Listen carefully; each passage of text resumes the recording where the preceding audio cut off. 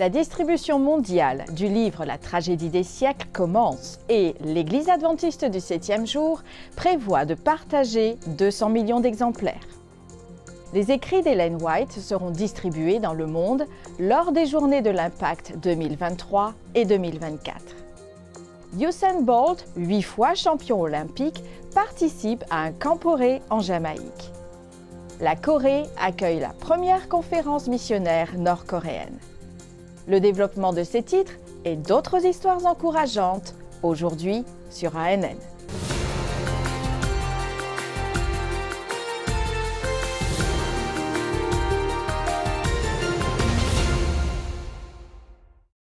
Chaque année, à une date précise, les adventistes du 7e jour participent à une distribution massive de littérature dans le monde entier. Depuis la naissance embryonnaire de cette initiative en 2006, plus de 500 millions de livres ont été disséminés. L'accent portait sur le bien-être spirituel, familial et émotionnel, ainsi que sur la santé. Cette année, la journée de l'Impact a eu lieu le 15 avril et le livre offert était La tragédie des siècles d'Ellen White. Certaines régions du monde, comme l'Amérique du Sud, ont commencé à distribuer plus tôt et prévoient de donner environ 19 500 000 livres en portugais et en espagnol tout au long de l'année 2023. Le bureau de l'Église dans cette région a préparé un reportage sur le livre La tragédie des siècles. Quel est le but de notre existence? Pourquoi le mal et la souffrance existent-ils? Y a-t-il un espoir pour ce monde et pour l'humanité? Je ne sais pas si vous vous êtes déjà posé ces questions, mais je sais qu'il n'est pas facile de trouver les réponses. Des personnalités du monde de la science, de la sociologie, de la psychologie et de tant d'autres domaines de l'économie tentent de répondre à ces questions existentielles, mais il semble qu'il manque toujours une pièce à ce puzzle. En revanche, une femme qui a vécu il y a plus de 100 ans a laissé un héritage de connaissances qui pourrait bien contenir ces réponses. Ellen White était la messagère du Seigneur. Elle est née dans l'État du Maine, aux États-Unis, en 1827. Sa contribution au mouvement adventiste a été très importante. En effet, elle ne propose pas de doctrine et de croyances. En revanche, elle les renforce et les confirme, et elle motive les personnes et les guide dans l'accomplissement de la mission. Il s'avère que tout au long de sa vie, Ellen White a reçu des rêves et des visions et a été dirigée par Dieu pour écrire sur ce qu'elle voyait dans ces épisodes.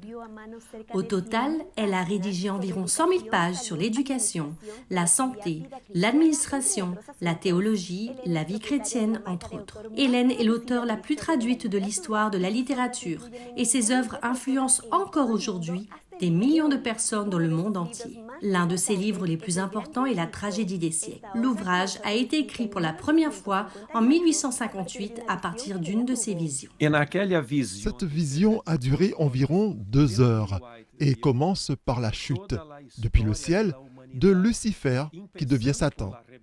Elle s'étend sur toute l'histoire de l'humanité jusqu'à l'éradication définitive du mal, du péché et des pécheurs à la fin des 1000 ans, décrit dans le chapitre 20 de l'Apocalypse. Cette vision donne un cadre pour comprendre l'histoire et cette controverse, ce conflit entre les puissances du bien et du mal qui se disputent le monde, la race humaine et chacun d'entre nous. Ce livre ne remplace en aucun cas la Bible. En fait, il explique l'histoire biblique, nous aide à comprendre ce qui s'est déjà passé et nous donne la certitude que ce qui doit arriver se produira. Ellen White, l'auteur de cet ouvrage, a même dit que pour elle, la distribution de ce matériel valait bien plus que l'argent ou l'or. Ce désir d'Ellen White se réalise déjà. La tragédie des siècles est déjà l'un de ses livres les plus vendus et les plus lus dans le monde. Et dans les prochains jours, sa portée s'intensifiera. Sortir, participer avec des amis, des frères, distribuer des livres dans les maisons, les espaces commerciaux, les rues, c'est très agréable. Cette année, le livre La tragédie des siècles a un message biblique et prophétique très important pour notre époque. Et nous devrions le distribuer dans tous les endroits possibles. Nous pouvons et devons tous y participer. Tendo a oportunidade de oferecer Jesus a las personas. En 2023 et 2024, l'Église adventiste du 7e jour prévoit de distribuer 200 millions d'exemplaires de la tragédie des siècles d'Ellen White dans le monde entier en 128 langues. Visitez greatcontroversyproject.org pour en savoir plus et participer à ce projet missionnaire mondial. 8 fois champion olympique et ancien sprinter, Usain Bolt a participé à une rencontre de la jeunesse de l'Église adventiste à Trelawney en Jamaïque, le comté d'où l'athlète est originaire. Usain Bolt, champion au sprint et détenteur du record du monde, a été l'attraction principale du 2e jour du 5e Camporé interaméricain des explorateurs qui s'est tenu à Trelawney en Jamaïque. Dès que l'homme le plus rapide du monde est entré dans le stade polyvalent, il est devenu le centre d'attraction principal du Camporé. Andy Carrington, originaire de Saint-Vincent et âgé de 14 ans, a déclaré que c'était un rêve devenu réalité de rencontrer sa star de l'athlétisme qui l'inspire à briller sur la piste de son école secondaire. Carrington a déclaré « C'était un moment passionnant pour moi, un rêve devenu réalité. Ce Camporé a réalisé ce rêve. » Usain Bolt, dont la mère et le père sont des adventistes du 7e jour, membres de l'église de Sherwood Content à Trelawney, a été élevé dans l'église et connaît bien le club des explorateurs. Bolt, qui a reçu la médaille présidentielle de la division interaméricaine au cours de sa visite, a laissé un message d'encouragement pour les jeunes. Travaillez toujours très dur et n'abandonnez jamais. Croyez en vous et en vos rêves. Parce que je viens d'ici. Je n'ai jamais rêvé d'être le plus grand. Mais j'ai redoublé d'efforts, j'étais à fond.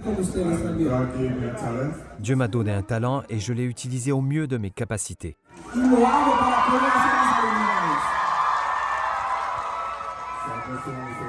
C'est le conseil que je vous laisse.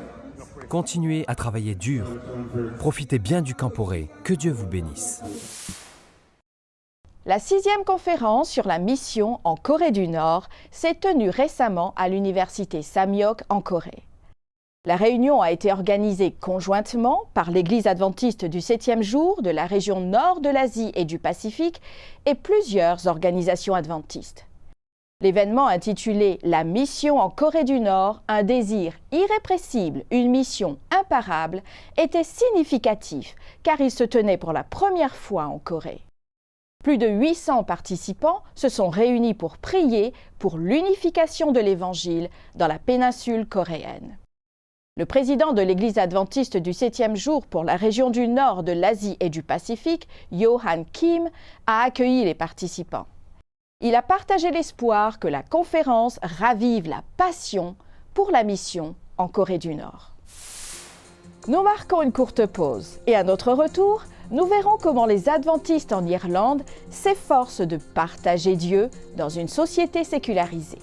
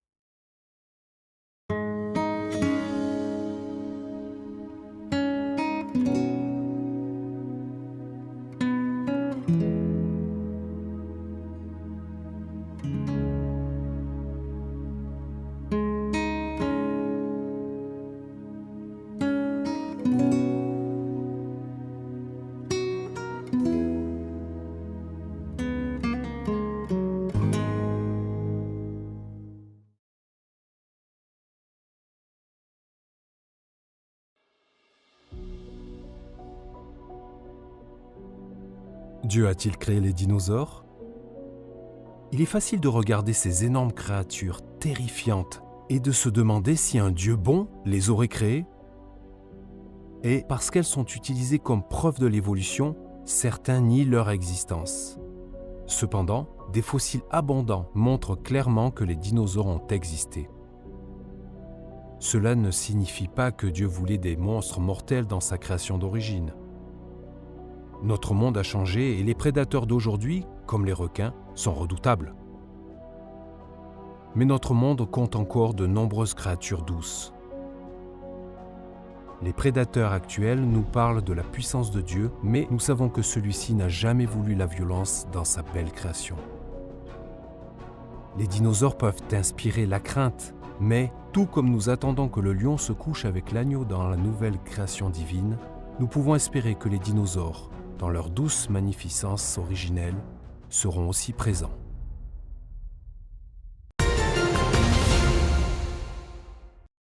L'Église adventiste du 7e jour en Irlande a pour mission de faire connaître Dieu aux gens dans une société sécularisée. Pour y parvenir, l'Église a élaboré un projet médiatique intitulé « Le Sceau de la foi ». La série documentaire présentera des histoires inspirantes de foi, de conversion et de transformation de personnes qui ont rencontré Dieu. Le projet aura une saveur irlandaise afin de mieux répondre aux besoins et aux intérêts de la communauté locale.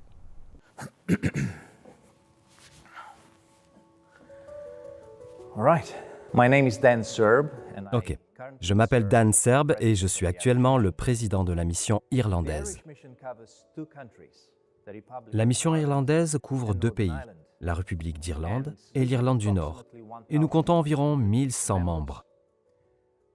Cependant, si l'on considère qu'il y a une population de plus de 5 millions de personnes dans notre région, il y a beaucoup à faire.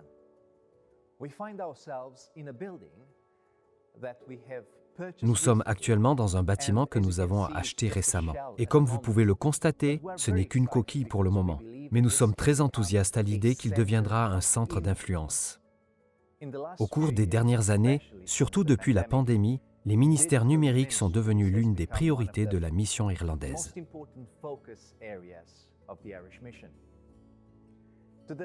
C'est pourquoi nous sommes très heureux de faire partie de la famille de Hope Channel. Et exactement là où nous nous trouvons en ce moment, c'est un bâtiment que nous avons acheté récemment et il n'y a que des murs pour l'instant. Nous rêvons de pouvoir disposer d'un centre médiatique, Hope Media.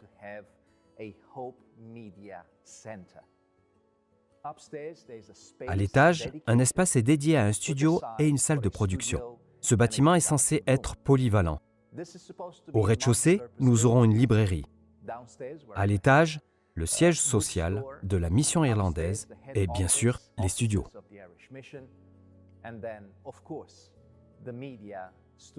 Notre souhait est de disposer d'une plateforme en ligne où nous pourrons télécharger les programmes qui répondent aux besoins de la communauté et qui, en même temps, présentent les enseignements de l'Église adventiste du 7e jour. Nous souhaitons également produire du matériel local à saveur irlandaise qui répond aux besoins de la communauté locale. Et bien sûr, cela peut être appliqué dans le monde entier. Pour cela, il faut équiper le studio. Nous disposons d'un studio, mais nous avons besoin de matériel, nous avons besoin de caméras, d'une salle de production et de tout ce que cela implique. Nous sommes donc en train de collecter des fonds à cette fin. Nous avons également un projet en tête qui sera notre premier projet en tant que Hope Media Ireland. Ce projet s'intitule « Le pas de la foi » et il présentera l'Église à une communauté plus élargie. Je vais laisser Emerson Fortunato nous en dire davantage. I'm going to let Emerson Fortunato speak more about this project. Okay, so I'll go ahead. Ok, j'y vais. Le pas de la foi est un film documentaire qui explore les défis multiples qui se cachent derrière la croissance de l'Église adventiste du 7e jour en Irlande et en Irlande du Nord. Et sa mission, de partager Dieu dans une société séculière. Il offre un aperçu unique de l'histoire de l'Église adventiste dans cette partie du monde par le biais des premiers missionnaires qui ont apporté de la nourriture sur l'île. Il raconte également des histoires inspirantes de foi, de conversion et de transformation. Je sais que ce sera l'un des nombreux projets à venir. Nous tenons à vous remercier pour votre soutien et notre désir de soutenir la famille de Hope Channel avec autant de productions possibles en provenance d'Irlande et d'Irlande du Nord. Que Dieu vous bénisse. God bless. Chante avec Nice est le nom d'un projet composé de chansons originales écrites par Eunice, une adventiste du Portugal. Elle a vu la nécessité de contribuer à la musique en portugais pour les enfants en raison du manque de matériel. Pour Nice, la musique apporte de grands avantages au développement de l'enfant, contribuant ainsi au processus d'apprentissage. Dans une interview pour les actualités adventistes de la région intereuropéenne, EUD News, elle a souligné l'importance de l'adoration des enfants à l'Église. Nice a insisté en déclarant « N'oubliez pas de dire que Jésus aime, apprécie et prend soin de chaque petite brebis de son troupeau. » Tout le monde compte et devrait participer, en particulier les plus petits. L'Église doit investir dans le développement complet de chaque enfant et leur ouvrir la voie pour qu'ils connaissent Jésus.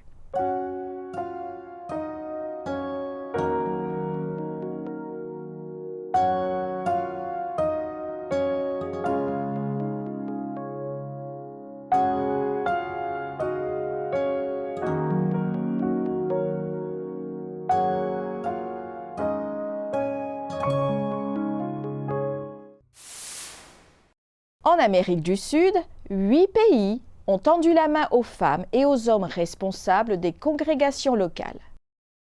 La formation en ligne et en personne visait à aider les participants à devenir des dirigeants spirituels plus engagés, responsables et axés sur la mission. Regardez et laissez-vous inspirer par ce rapport présenté lors de la réunion de printemps 2023 de la Conférence générale de l'Église adventiste du 7e jour. La formation des dirigeants est le lot de toute organisation mature. Il est essentiel de préparer les personnes à occuper des fonctions importantes. Dans le cas de l'Église adventiste du 7e jour, il s'agit de former, sous la conduite de l'Esprit Saint, des milliers de missionnaires dans différentes régions avec un objectif bien défini, en apportant le message de l'Évangile éternel à de nombreuses personnes. En 2022, des hommes et des femmes responsables de congrégations locales ont été formés dans 8 pays d'Amérique du Sud. L'école de formation en leadership a apporté son aide. En 4 mois, 867 participants sont devenus des dirigeants plus spirituels et plus engagés. Ils ont consolidé leur compréhension de l'identité adventiste. Les concepts de la Bible et d'Ellen White sur l'intendance chrétienne qui s'appuie sur une vie d'abandon et de discipulat ont également été renforcés. Les cours en ligne ont recueilli 17 000 inscriptions. Il y avait 24 classes, 12 en portugais et 12 en espagnol, avec plus de 170 000 vues. Un autre point fort a été la formation théologique offerte aux responsables des églises locales. 7 334 participants ont suivi les cours en ligne en 2022. Les contenus mis à disposition sur les plateformes telles que YouTube ont recueilli plus de 100 000 vues. Le groupe de pasteurs a également fait le point sur la situation. Le projet de compétences pastorales, officiellement voté sur le territoire, met en œuvre une formation continue. L'objectif est d'accroître l'efficacité du travail pastoral. 8 unions ont bénéficié d'une formation en présentiel en 2022. Au moins 836 pasteurs ont compris, d'une manière plus large, leur rôle dans le ministère et ce que l'Église attend d'eux. C'est pourquoi l'Église adventiste en Amérique du Sud continue d'investir en vue d'un leadership responsable et axé sur la mission. Le retour de Jésus est proche, il n'y a plus de temps à perdre. Le mandat divin « J'irai » est solennel et appelle à une réponse immédiate. Faire un don à un projet missionnaire ou réparer le toit.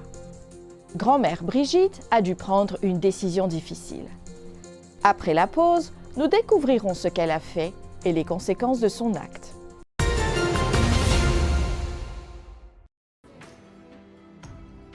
Pourquoi Dieu a-t-il donné des rayures aux zèbres?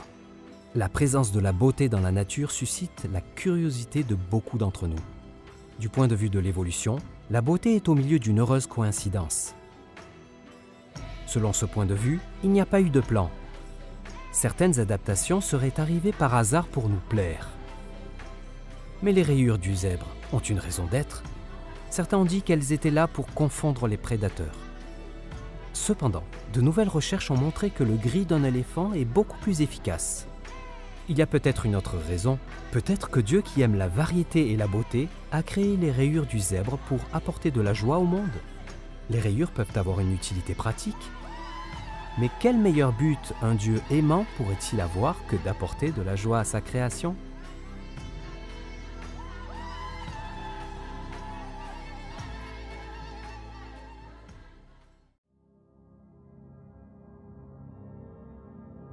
Voici comment Dieu utilise les volcans comme symbole d'espoir.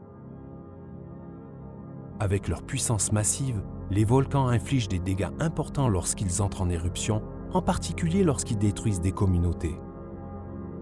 Dieu a créé la terre pour qu'elle apporte un nouvel espoir après les violentes éruptions de feu. Une nouvelle vie surgit rapidement de la lave et des cendres, riches en minéraux. D'abord modestes, les petites espèces préparent un sol fertile pour d'autres plantes.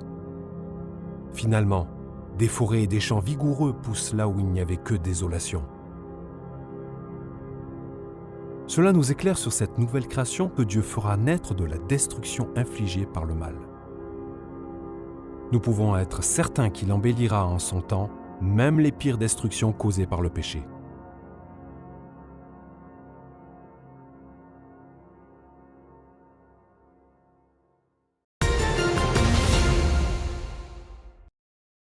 Des jeunes du Brésil et de l'Argentine ont décidé de participer au projet Une année en mission et d'implanter une église adventiste à González Catán, une province de Buenos Aires.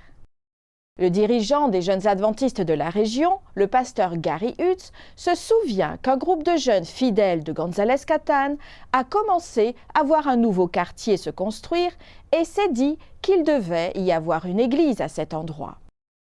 Le pasteur Hutz ajoute que ce qui a commencé avec un petit groupe et le soutien d'une église avec l'achat d'un terrain a pris la forme d'une rencontre sous une tente où se réunissent maintenant 30 personnes.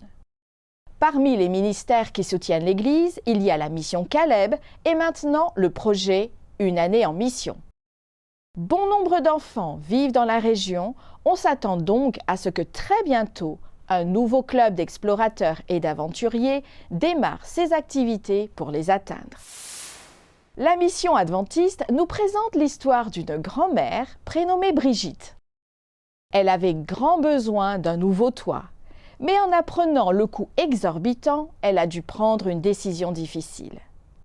Elle a dû choisir entre donner à un projet missionnaire ou entamer les réparations de son toit. Découvrons ce qu'elle a décidé de faire.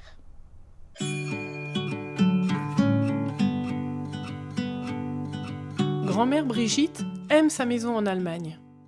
Ses parents ont construit la maison avant sa naissance. C'était une petite maison avec une cuisine, une grande chambre et une toute petite chambre. Quand grand-mère Brigitte était petite, elle dormait dans la toute petite chambre et ses parents dormaient dans la grande chambre.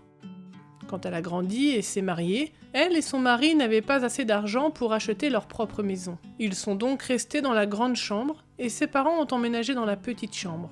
Puis, Brigitte est devenue une mère avec 2 enfants. Il y a maintenant 4 personnes dans la grande chambre. Ses parents, qui sont maintenant grands-parents, vivent toujours dans la petite chambre. Il y avait à peine assez d'espace pour que tout le monde puisse vivre dans la petite maison.